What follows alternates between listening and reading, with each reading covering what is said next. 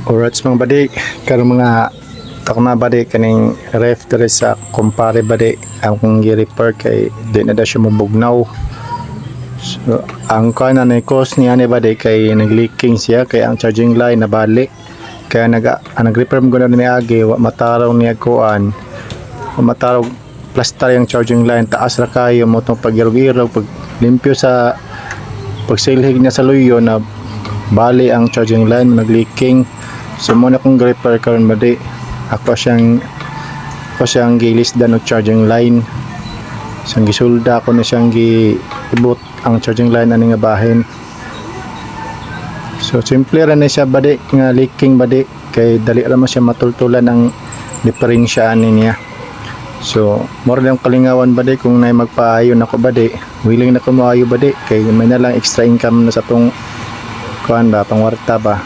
So ako ning gi-fast forward ba din uban na ni ba nga video kay taas man kay nga video ako ning gi-fast forward padali ra mahuman ba na kay long video gani about ni siya kuno oras kapin gani siya nga video ba di na so ba di palihog ko tiwasog ta na ba di kay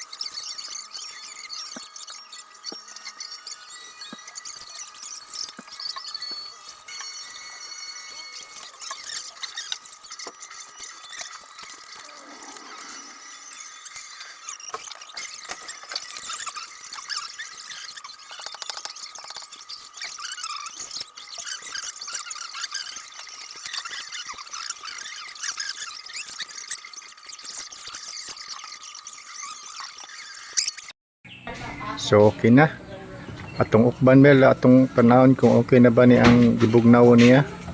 So ako na ni siyang gikargahag preyon mga badi na mo na yung pressure badi na sus nag-aso-aso ni mo si kabugnaw dahil nini pwede na sudlan og beer badi tatanawon ba nag-ayos mga ilawam okay na ni badi daog na ni pwede na ni kay nag-ayos na ayang kuan yung pressure yung coil. So mo na ni badi diri natapos ang atong tulumanon hantod